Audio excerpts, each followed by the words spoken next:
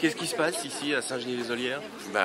Ce qui se passe, c'est que le préfet veut transférer pour cause d'Euro 2016 les Roms vivant dans des bidonvilles à l'est de Lyon et qui feraient désordre dans la jolie ville de Lyon et des alentours, veut les transférer à l'ouest. Peut-être pour punir l'ouest de voter à droite principalement, je ne sais pas. C'est l'État socialiste qui impose, sans aucune concertation avec la mairie, la présence de 160 Roms dans une commune de 4800. Pour la ville de Lyon intramuros, ça ferait 16 000 Roms. Est-ce que M.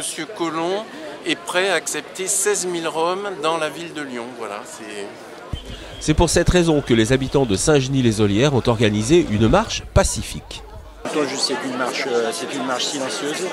C'est une marche normalement silencieuse où il n'y a qui n'a aucun impact politique. Elle est essentiellement contre Monsieur le Préfet.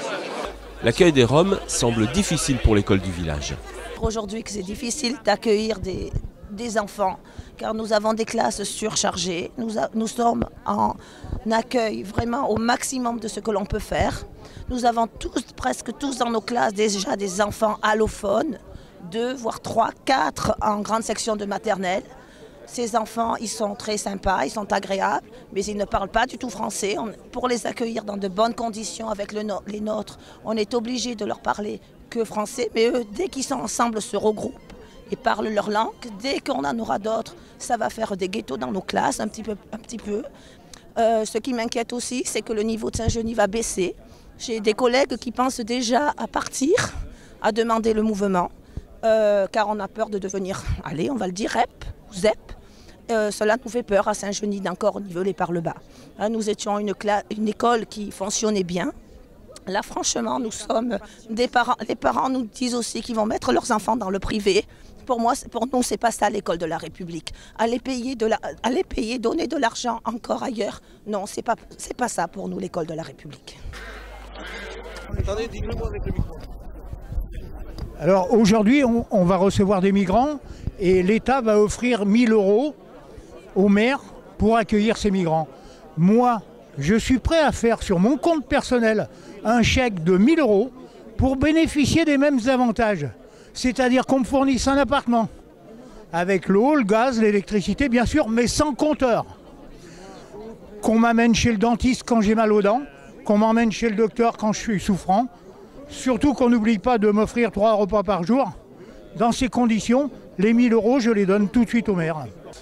Le manque de concertation est visiblement à l'origine de cette marche, comme nous l'explique le maire de Saint-Genis-les-Olières. Vous pouvez m'expliquer ce qui se passe à Saint-Genis-les-Olières? Il se passe que le préfet de région a pris une décision unilatérale, sans concerter les élus, sans concerter la population, de réquisitionner un bien de l'État, donc le site du Fort de Chapoly, sur lequel il souhaite amener une population rome de 160 personnes, en complément d'un centre de réfugiés d'asile où il y a 85 personnes et un centre de délinquants. Donc on conteste cette décision, c'est un site qui pour nous n'est pas sécurisé, qui plus est, et on ne connaît pas les suites de la promiscuité de ces 3 populations. J'ai simplement eu un appel téléphonique du préfet à l'égalité des chances le 11 septembre, en me disant « Monsieur le maire, vous allez recevoir cette population ». La décision est prise depuis plus de 6 mois, donc le préfet devait venir en réunion publique, il l'a annulé, il ne veut pas venir s'expliquer, donc il nous traite comme des quantités négligeables. Enfin, le député du Rhône, Christophe Guillotot, souligne ce projet mal adapté au village.